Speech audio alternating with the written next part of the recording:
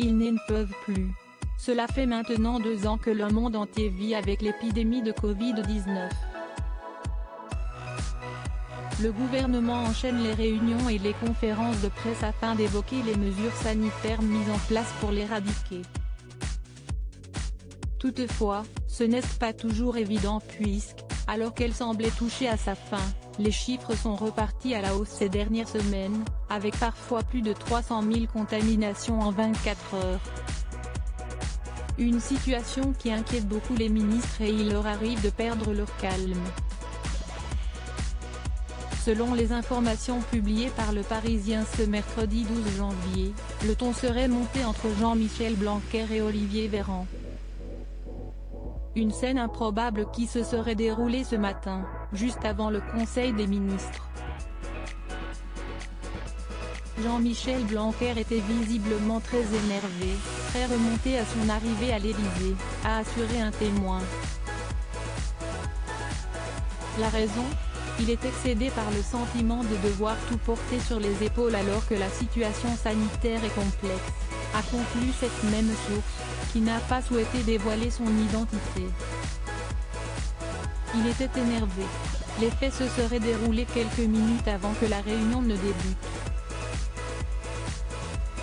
Il a foncé vers Olivier Véran, rapporte Le Parisien avant d'indiquer, en coulisses, cela fait plusieurs jours que la tension monte sur le protocole sanitaire dans les écoles.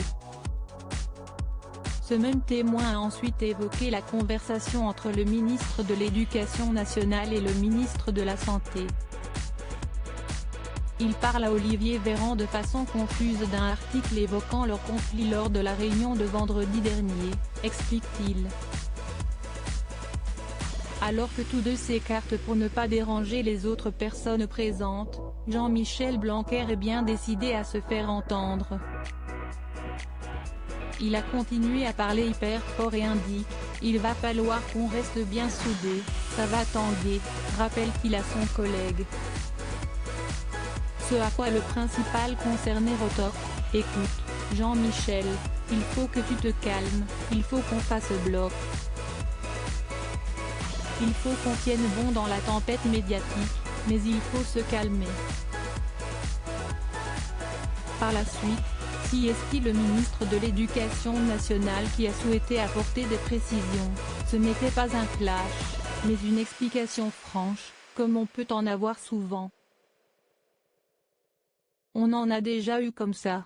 On ne cesse pas engueuler, on cesse juste expliquer, a-t-il conclu. Emmanuel Macron, a-t-il évoqué cet échange très tendu?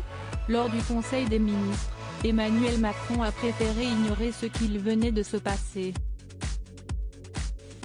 En effet, Le Parisien explique qu'il a mentionné la forte fatigue et la lassitude compréhensible dans les établissements scolaires.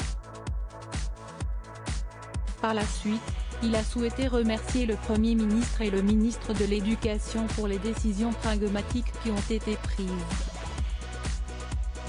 Il faut continuer à écouter et accompagner les enseignants et les parents, avec efficacité, bienveillance et écoute, a-t-il conclu.